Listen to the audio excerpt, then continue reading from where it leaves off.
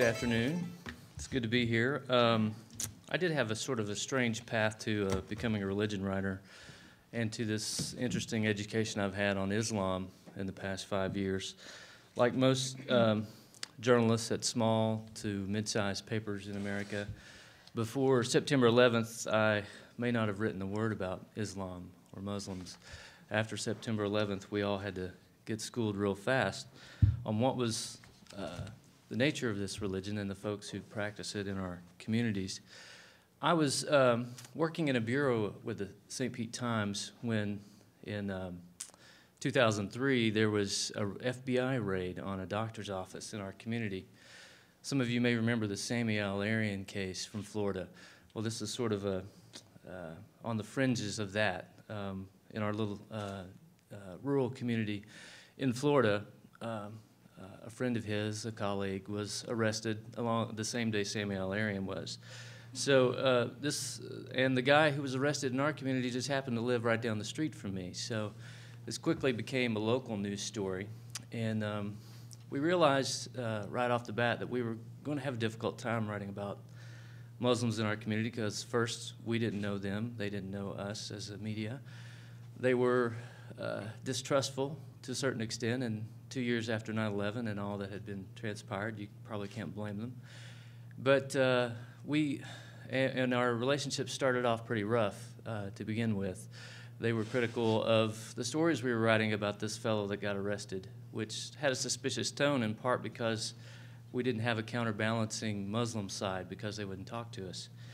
So it came down to a shouting match one night in our conference room at our news bureau between myself and representatives of CARE, the Council on American Islamic Relations. And I finally managed to convince them that part of the problem was that we couldn't get the Muslim community to talk to us. So they invited us into the mosque in our community, and I took my editor, and we had a sit down barefoot on the floor of the mosque, and we talked it out about what we wanted to do, that we wanted to write a series about who this community was and what made them tick and humanize them if possible. And that was a bit of a hard job convincing. They were very skeptical, they were very closed. And it was interesting because this is a highly educated, highly professional community. They were our doctors. They were in our community. They represented 20% of the physicians in the county in which we lived. People were used to going to them for things as important as heart disease, as personal as gynecological checks, but they really didn't know who these folks were outside of the doctor's offices. So we decided we wanted to get to know them. And at first they were reluctant, and they said now's not a good time. It was in the lead up to the Iraq War, shortly after the Iraq War started.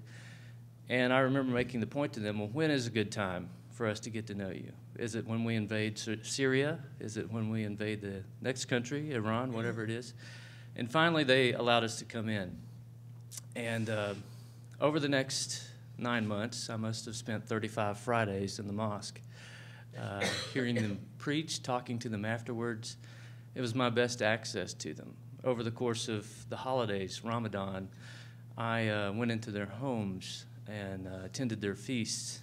And I even got a chance to go into to visit and see how their families run. I spent a whole day with one family from daylight till dark, watching them pray, watching them go to soccer games, watching them eat lunch, and just sort of getting to know them in a very deep and personal way, and hearing their thoughts on life and the world and terrorism and everything else. The result was a 6-part series that was really kind of unique.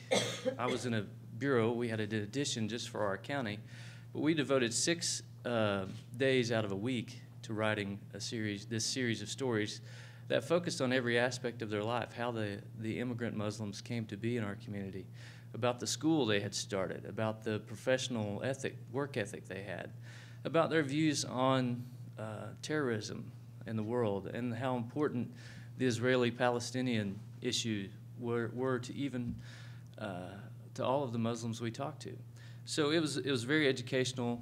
The series had such a profound effect on our community that they were being peppered with calls from schools and community people wanting to get to know them more it was so profound. But by the middle of the week, after 3 days the stories had run, the mosque leaders decided that they needed to have an open house. So on that next week after the series completed, they invited the entire community to come traipsing through their mosque and across their carpet with their dirty feet and get to know them. And I'll never forget, there was one older man in the community who was not so much on board with all this. He looked at me as there were 300 people around eating various Middle Eastern foods, and he said, "You did this to us." From there, that was kind of a springboard for me to I played that for all it was worth.